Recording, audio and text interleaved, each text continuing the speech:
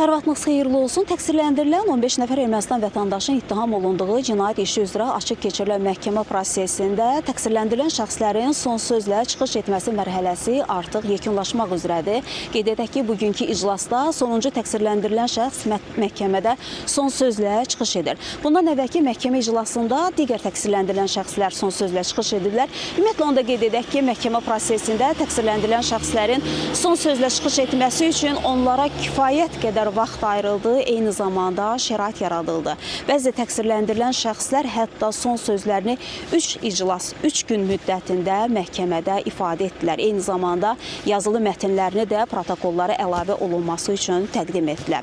Təqsirləndirilən şəxslər təbii ki, özlərini onlara qarşı irəli sürülən ittihamla təqsirli bilmədiklərini qeyd edirlər və dövlət ittihamını müdafiə edən prokurorların məhkəmə istintaqı zamanı ifadə verən zərərçəkənlərin fikirlərinə əks arqumentlər səsləndirirlər. Dövlət ittihamını müdafiə edən prokurorlar isə təqsirləndirilən şəxslərdən 15 nəfərdən 5 nəfərinin ömürlük azadlıqdan məhrum olunmasını, digərlərinin isə 20, 19, 18, 17, 16 il müddətinə azadlıqdan məhrum olunmasını məhkəmədən xahiş edib. Bugünkü iclasda təqsirləndirilən şəxslərin son sözlərini söyləməsi mərhələsi yekunlaşdıqdan sonra, bundan sonra məhkəmə təbii ki, tərəflərin fikirlərinə qiymət verəcək. Bizim hələlik Bakı məhkəmə kompleksinə çatdıracaqlarımız bu qədər, amma biz xəbərlərin növbəti buraxılışında geniş reportajımız olacaq ki, orada daha geniş məlumatları tamaşaçıların diqqətinə çatdırmağa çalışacaq deyərək sözü yenidən mərkəzə, studiya ötürürük.